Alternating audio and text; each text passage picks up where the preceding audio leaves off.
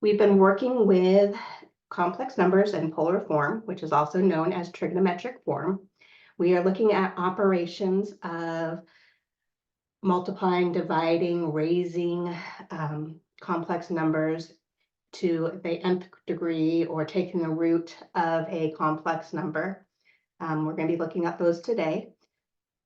So let's jump into where we left off last time, where we proved the formula for multiplying two complex numbers in polar form.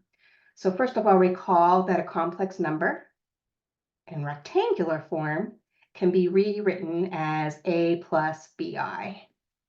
Your book might do it as x plus yi.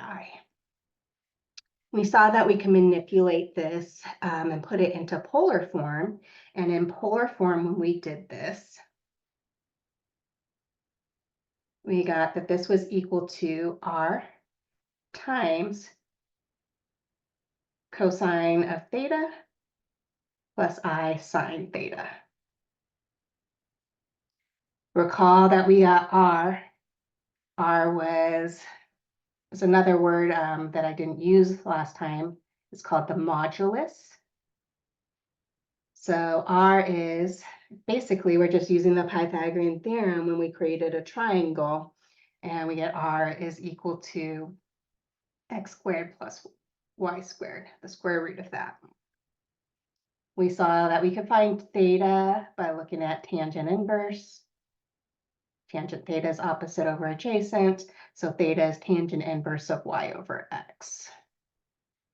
We saw x was r cosine theta, so these are just kind of reminders of what we did in the past, and y is equal to I r sine theta. Well, let's just do say r sine theta, because if we put it in here, it has the I. So if we had two complex numbers, let's say z sub 1 times z sub 2, we saw that we multiplied the moduluses together, r sub 1 times r sub 2. We proved this. And we found that this was the same thing as cosine of the first angle plus the second angle of our complex numbers plus I sine theta sub 1 plus theta sub 2. So now I want to kind of prove how we get the formula for division.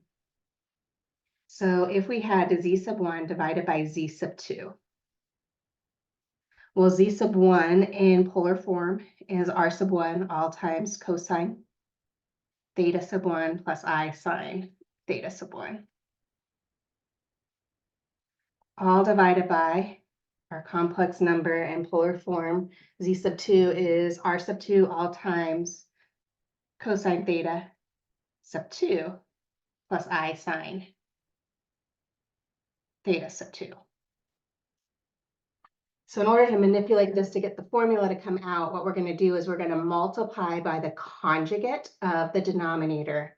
So remember, the conjugate of two terms is just changing the sign in between. So I'm going to multiply this by cosine theta sub 2 minus I sine theta sub 2.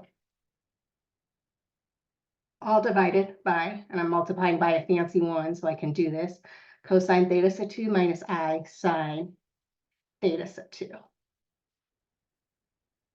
We can technically pull out this r sub 1, r sub 2, because it's multiplication of fractions out front. And so doing so far we get z sub 1 over z sub 2 is equal to r sub 1 over r sub 2.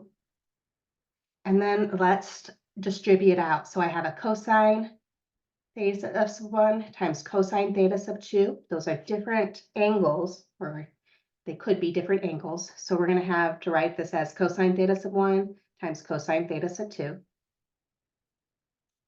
Distributing over here, we get minus I cosine theta sub 1 sine theta sub 2. Now distributing the second term in our first parentheses over here, we're going to have cosine theta, I sine theta sub 1 times cosine theta sub 2. So plus I I'm going to put cosine first. Cosine theta sub 2, sine theta sub 1. It doesn't matter the order. And then over here, we have I times I. That's I squared. I squared is -1, but we also have a negative out front when we multiply a positive and a negative. So negative times I squared, which is negative times -1, is 1. So this is plus sine theta sub 1, sine theta sub 2.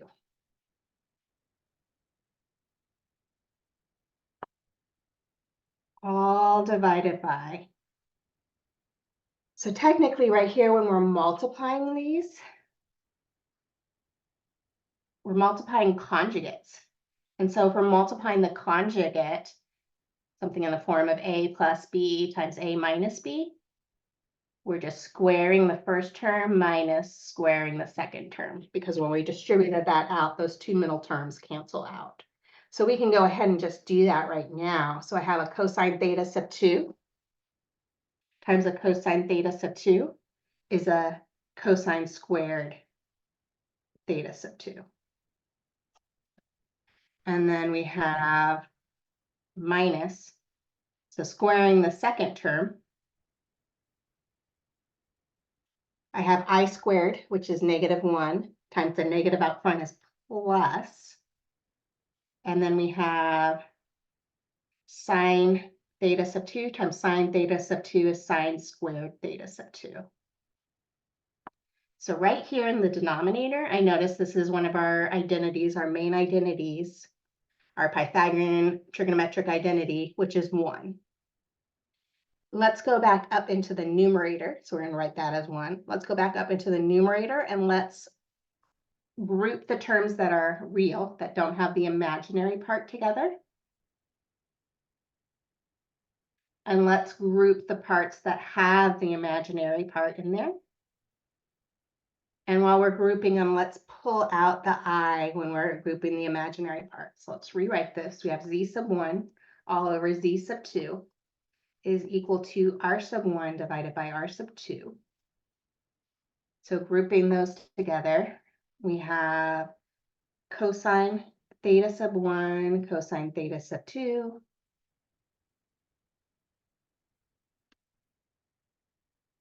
plus sine theta sub 1, sine theta sub 2, plus, now factoring out the I from the terms that had the I in here, we're left with cosine theta sub 1, sine theta sub 2, plus cosine theta sub 2, sine theta sub 1.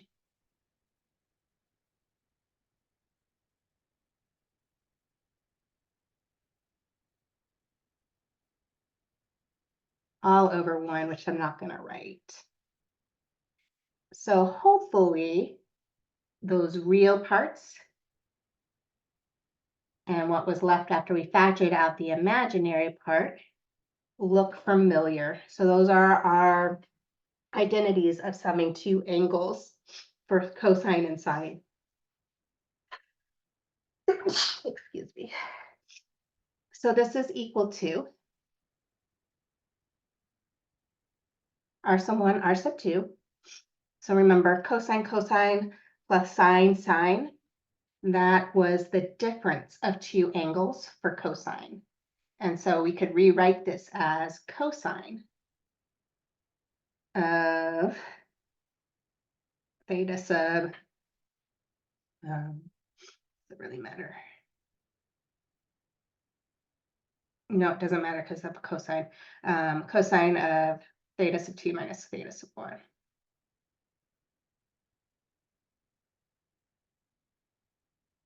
And then plus I sine.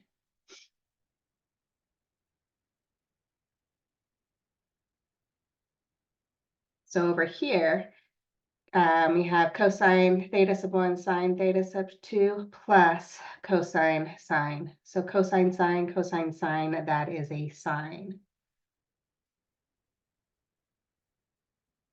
But that is addition, and that should have been subtraction. And go see where I can see where my error is. Let me pause for a sec.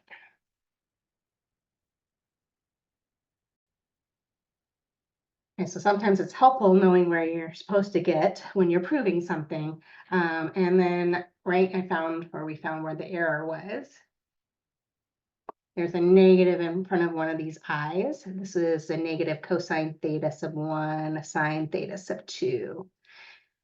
So this would be a negative right there. And so in here, I could technically rewrite this if we wanted to as up here. Cosine of sine sub, let's just do sine first actually, because that's how we normally see it. Sine of theta sub 1 cosine theta sub 2 minus, because of that negative,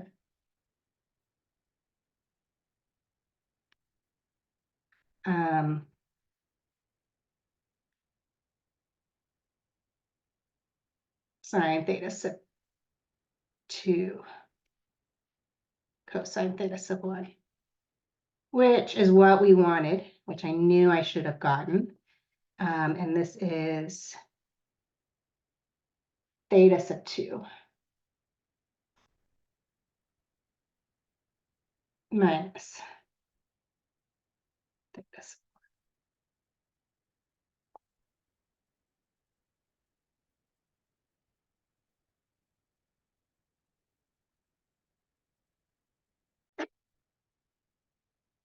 Okay, so going back over here. So it should have been like I thought I was like, this is wrong because it's off by a sign. This should right here be theta sub 1 minus theta sub 2. Which, if you recall, cosine is an even function. So this cosine of theta sub 2 minus theta sub 1 is the same thing as cosine of theta sub 1 minus theta sub 2. And so from there, I'm just going to go back and rewrite this as theta sub 1 minus theta sub 2.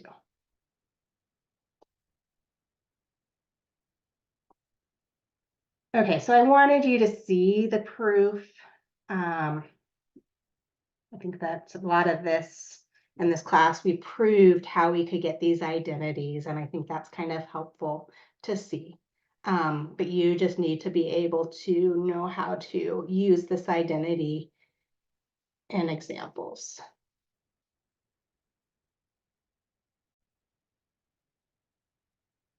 So when you're doing this, you should take the angle that's in the denominator or numerator minus the angle that you have in the denominator of your complex number. So let's look at some examples.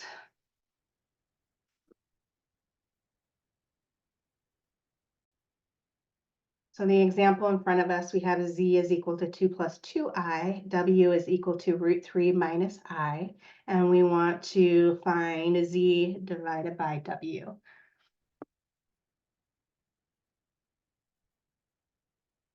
And let's write this in polar form.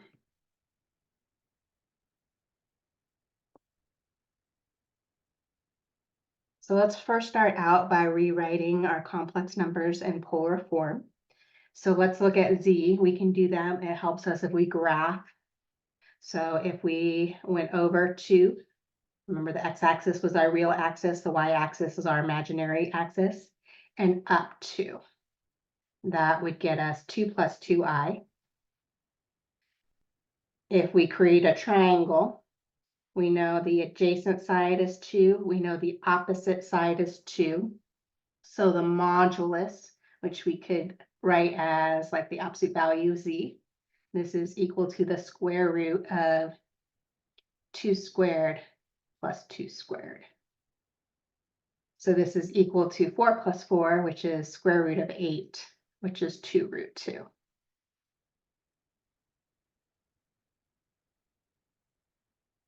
So we know what r is.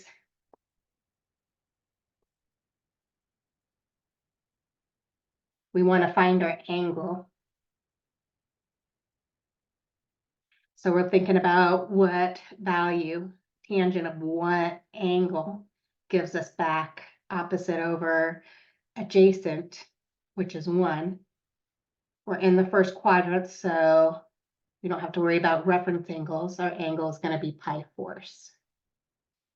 So we can rewrite z in polar form is our r value, which is 2 root 2, all times cosine of pi force plus I sine of pi force.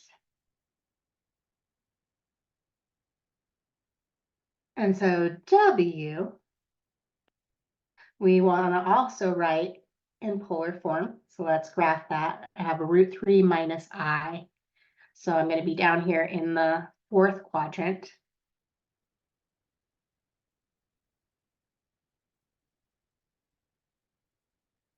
We want to figure out what R is.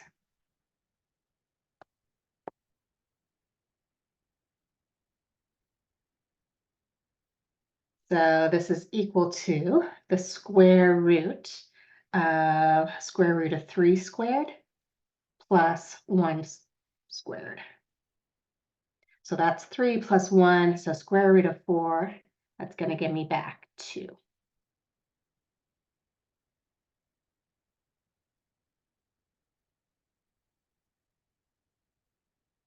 And then we want to find our angle. I'm going to think about this as my reference angle. And so my reference angle, I have tangent of my reference angle is equal to, I'm going to think of it as positive, and then we'll think about the 4th quadrant in a minute. We have opposite, which is 1 over root 3, which if we rationalize the denominator, that's root 3 over 3. So I know that my angle, that's going to give me back root 3 over 3, that's my reference angle, is going to have to be 30 degrees, which is pi 6. But we're in quadrant 4. So I have a 2 pi. So 2 pi, that's going to be a 12 pi 6 minus a 1 pi 6. I know my theta value is 11 pi 6. So rewriting W in polar form, I have this is equal to 2 times cosine of 11 pi 6 plus I sine 11 pi 6. So now we can use the theorem that we just found. So Z divided by W, this is equal to 2 root 2 divided by 2. Cosine of my angle in the numerator, which is the pi force, minus my angle in the denominator, which is my 11 pi 6.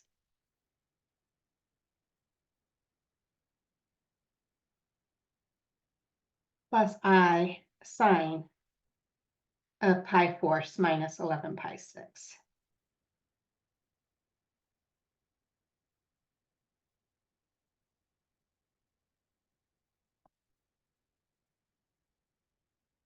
So let's simplify a little bit. We have Z divided by W is equal to root 2.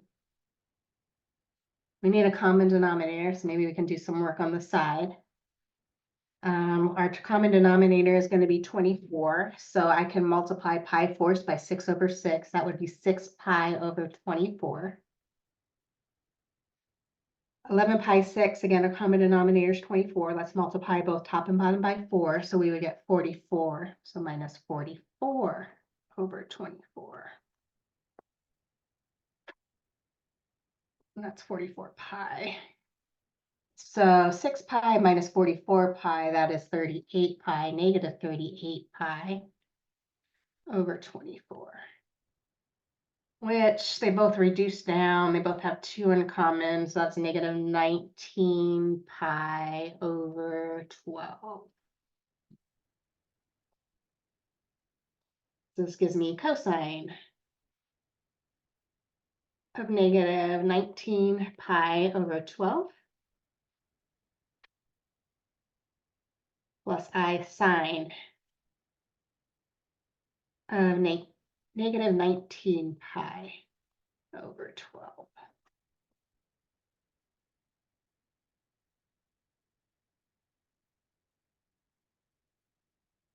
So this is what it is in polar form. They might want us to rewrite it so that our angles are positive.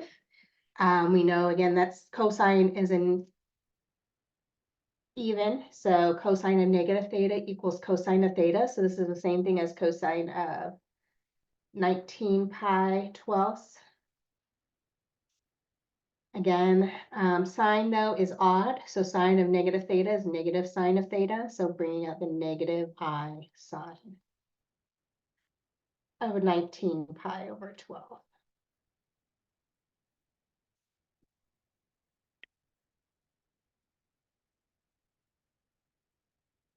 So this is what our operation of z divided by w is. And that should be square root of 2.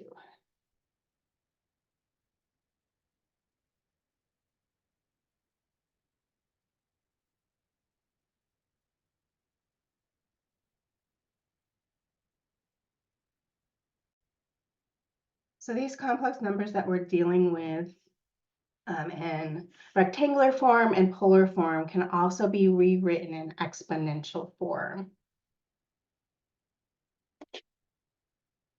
So if z is equal to x plus iy, we find that in polar form, we got r cosine of theta plus I sine theta. This can also be rewritten into exponential form. So r times e I theta. So all of these properties that we had just gotten with division and multiplication, z times w. In exponential form, we would look at the modulus of z, r sub z, the modulus of w, r sub w, e, I, and then we added when it was multiplying the angles. So theta sub z plus theta sub w. Where if it was division, we would look at the modulus of z, r sub z, over the modulus of w, r sub w, e to the I, theta sub z minus theta sub w. So this is the exponential form of those complex numbers. So this last example, if they had wanted us to write this in exponential form, this z over w is equal to root 2 e to the I parentheses 19 pi over 12.